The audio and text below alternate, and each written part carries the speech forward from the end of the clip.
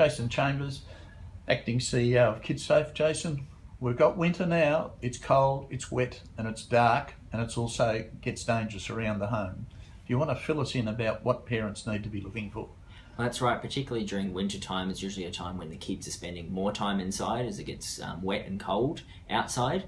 So a few key things to be looking for inside the home, particularly when using a lot of heaters and a lot of electrical appliances during this time to keep us warm. So making sure your heaters are serviced, that they're in proper working order, that you have any guards or barriers around those heaters or fireplaces so that children can't burn themselves. Being really careful with hot drinks, hot tea, hot coffee, and hot foods like soup as well. We see a lot of burns with those in children. And being in general just careful with other heating appliances inside the house. Can I just go back to the hot tea and the hot soups, etc. A lot of parents wouldn't even think of that. A lot of parents nurse even their babies while they're having a cup of tea. And also, of course, one of the most dangerous things for young children is the tablecloth. Do you want to talk about that? That's right, particularly with the tablecloth, particularly when children are starting to pull themselves up or hold on to things as they learn to walk and crawl. If the tablecloth is hanging off down the side of the table, it's something that kids can pull on and pull those hot drinks or hot foods down on top of themselves. And so that's where using placemats can be a safer option rather than having the tablecloth, which does hang down.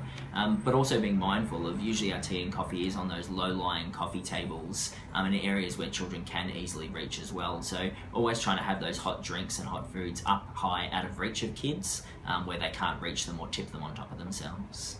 And of course it is a time for keeping warm, and so there's lots of radiators, open fires, pot-bellied stoves, etc. What's our advice there? The best way is to try and put in some measures such as safety gates and other measures to restrict children's access to those types of products, particularly your open fireplaces and your heaters, your ovens, all those sorts of things which get really hot and can cause some quite severe burns for children. They'll be attracted to them but don't yet understand how hot and the types of injuries they can cause. So trying to separate children's play areas from those things, particularly at times when things like ovens are being used, is best to help keep them safe.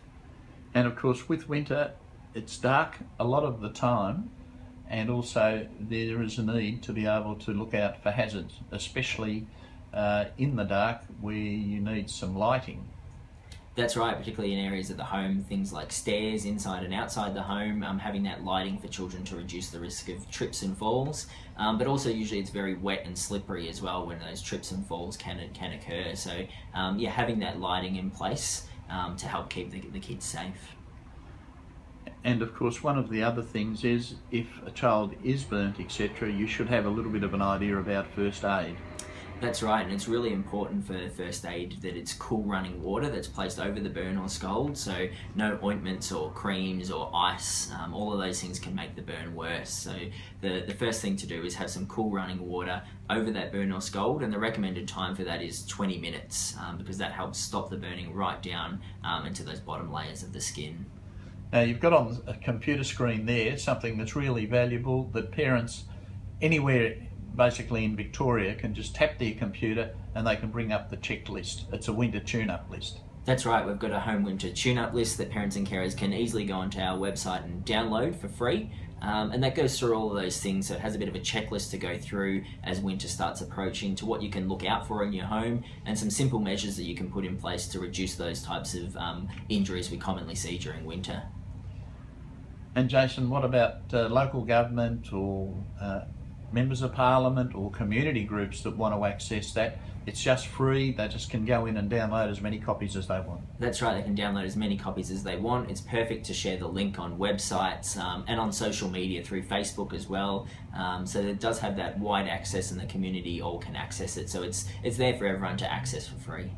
Thank you, Jason. Thank you.